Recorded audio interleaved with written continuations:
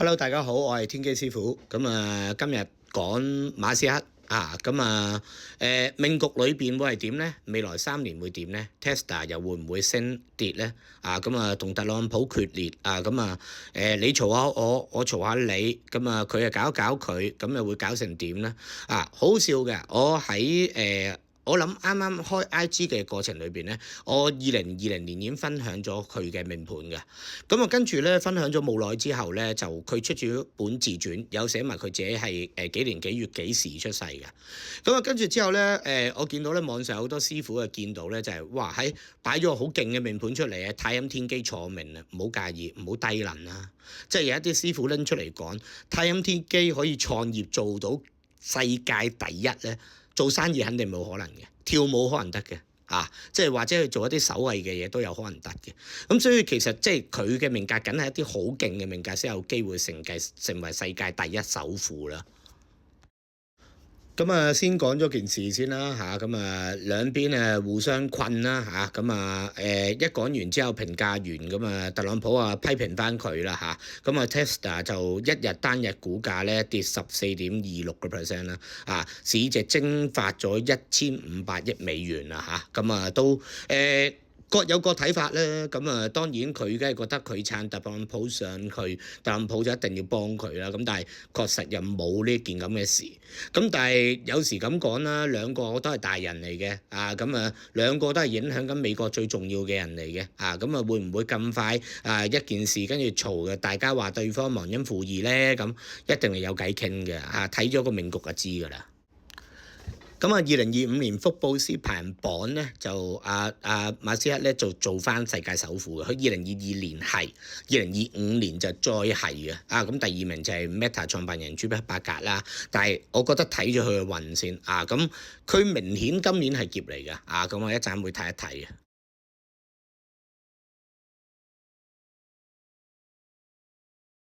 呢個咧就係馬斯克嘅原命局。但係咧有一件事嘅，佢係閏月出世嘅我之前亦都講過一件事，我自己做咗數據我攞頭萬人過1萬人嘅時候做咗數據咧，只要如果嗰個人係閏月出世嘅我自己嘅計算方式咧就計翻農曆嘅當月當日嘅。但係咧，台灣派系咧褪後咗一個時辰嘅，所以咧如果輸入 Apps 嘅話咧，就會變咗太陰天機。咁所以點解人哋會睇錯啊？咁你見到錯咗，你都要諗原因噶嘛。但係如果我計翻當月當日嘅話咧，係78%係啱。台灣嘅計算方法係22%係啱。咁以佢嚟講咧，馬斯克嚟講咧，係真係計翻香港嘅方式78%係啱嘅。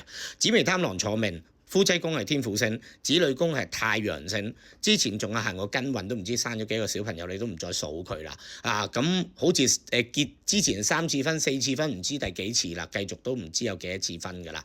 但係確實佢人生大運就喺42到51歲，啱啱51歲就係2022年世界首富嗰一年啊。但係進入咗52到61歲呢個世界動盪，咁佢咧轉咗運之後，跟住又會係點咧？馬斯克個10年命局就係咁噶啦。實際年齡嘅52到61歲咧，就喺天同星坐命嘅。因為佢先天嘅命宮仲係有紫微貪狼星嘅化祿，但係咧佢呢個咧係叫10年嘅交友宮，即係話呢個10年佢有個好勁嘅貴人嘅。OK， 呢個第一先。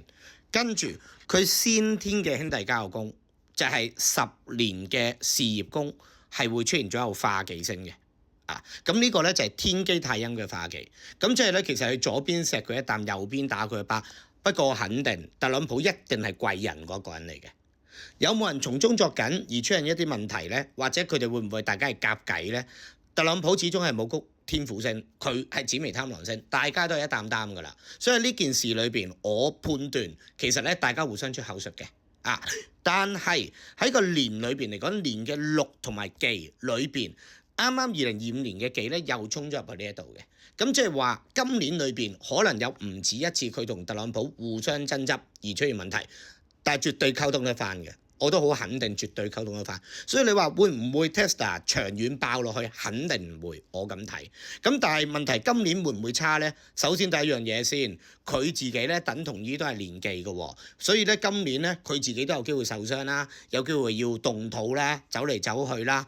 事實10年嘅事業位破咗，10年嘅財位破咗，有一啲研究嘅嘢會可能推出嚟嘅，個時間會壓後延誤咗，同埋生意上高出現問題。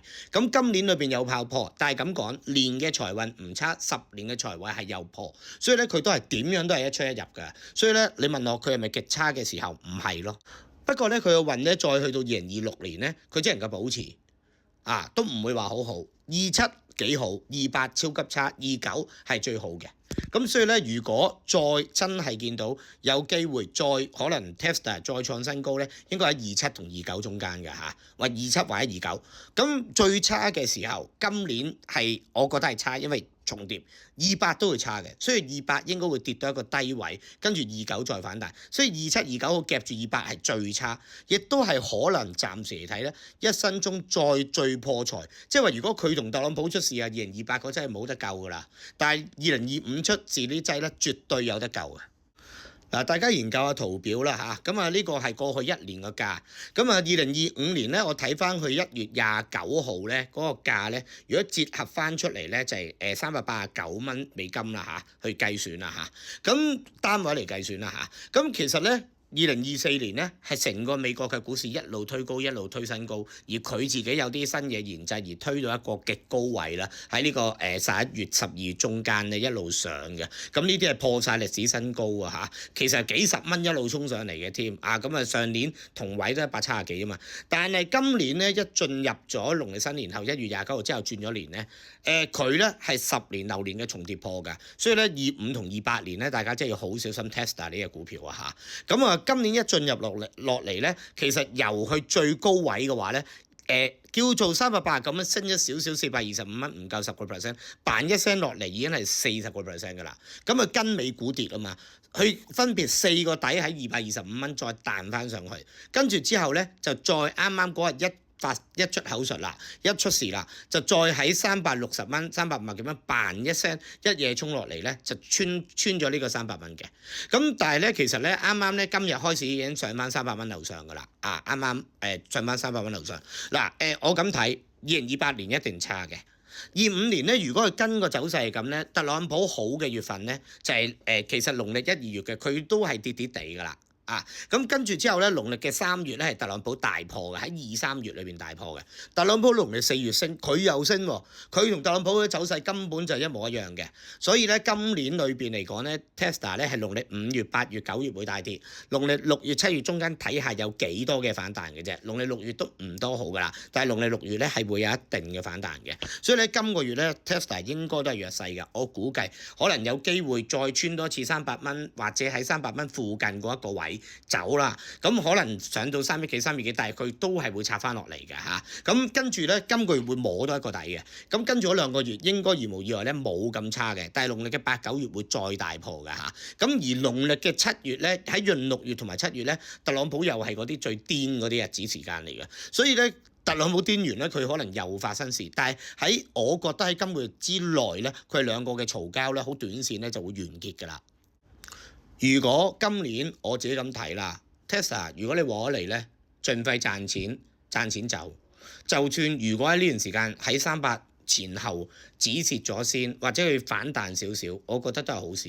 因為農曆5月、農曆8月、9月咧，佢都有機會再插翻去225蚊呢位去黐線㗎。咁因為佢懟得一次就唔排除再懟咗第二次㗎，兩條友根本就係大家有唱雙簧㗎，所以呢單嘢未必係真正嘅大爆破，但係可能咧，如果農曆8、9月咧一爆2個月咧，我唔知穿到個底有幾多。26年好翻少少 Tesla， 但係我唔覺得會大升，反而27同29會唔會再突破到之前嘅新高，我唔知啦。但係大家記得28一定係大爆嘅，28隨時咧佢有個交通意外添嘅。佢係人生大劫嚟嘅，佢又會破財又會有劫，但係我哋而家冇得諗咁遠。今年咧，佢整年都唔會太好，但係咧，我覺得絕對有反彈嘅，即係話可能去到過咗農曆8、9月之後，佢再反彈翻300零蚊美金都有機會。咁你可以諗下農曆8、9月撈底咯，如果係咁。但係而家咧，不如唔好玩佢住，我就係咁睇。咁另外講一講啦，佢其實子女宮咧就係一個太陽星嚟嘅，咁但係因為之前行庚申運咧對起咗個子女宮咧，咁所以咧佢特別多小朋友啦，14個，但好似有啲脫離埋關係嘅。咁結婚咧就3次離咗婚，伴侶咧嗰個咧2021年咧又冇咗㗎咯喎。咁唔知而家幾多個伴侶啦嚇，唔理佢啦，可能都係結4次離4次都係嗰啲㗎啦。咁但係咧，其實如果喺個命局裏邊咧，係咪話見到一個人子女宮太陽星就一定生14個小朋友咧？係就嚇死你啦！揾到錢嘅男人就有機會真係生多啲，就係咁解啊！佢改變咗個命局，佢改變得歷史，改變得好多人嘅情況。一個紫微貪狼星一啲咁高級嘅命格，佢唔係棋局，但係除咗棋局以外最勁嘅命格就係紫微貪狼星。所以咧，再行去最勁嘅，唔係因為個命格添，係最勁嘅，因為係紫微貪狼星行庚申運，再行己運戊運。咁不過人生大運咧，我覺得咧懟到落去2029至31一定係盡頭㗎啦。咁所以咧，我相信佢將來都會回落。咁啊，多謝大家收聽。咁如果大家對任何人真係有興趣，想我分析嘅，都可以喺 YouTube 度留言、IG DM 我哋或者 Face 度留言俾我哋。多謝大家支持。